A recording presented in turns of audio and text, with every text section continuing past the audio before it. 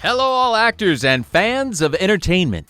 Have you been tuning in to the weekly Offstage Acting Podcast? We talk to working actors and others in the industry from all over the world to discuss everything acting. There's always something new to learn and experience from our great guests, and we always have great fun. So get acting, everybody. Join me, Todd Kramer, and my sidekick, Jay Riem, as we take on the art and profession of acting. Like, love, follow, subscribe, share, stalk. I don't care. Stalk us if that's your thing. Just start listening to the Offstage Acting Podcast now and get your act together.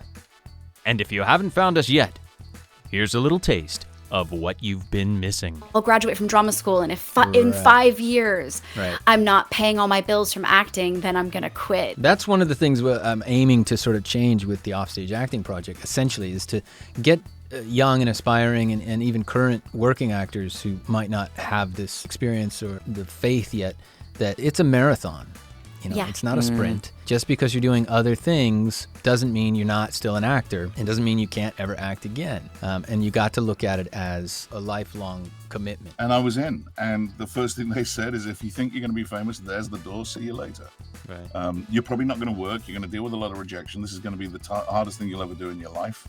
But if you're still game, we'll teach you what we can. And that's when you went out the door and never turned back. I never came back. And so I became a council worker. And I'm not really sure why I'm here. Yeah. Well, I wanted it's a story of actors who didn't make it. Obviously, when they're positive, you feel great because you're like, oh my God. Do you? I wouldn't know. I don't have that fun. Experience, but I'll take your word for it.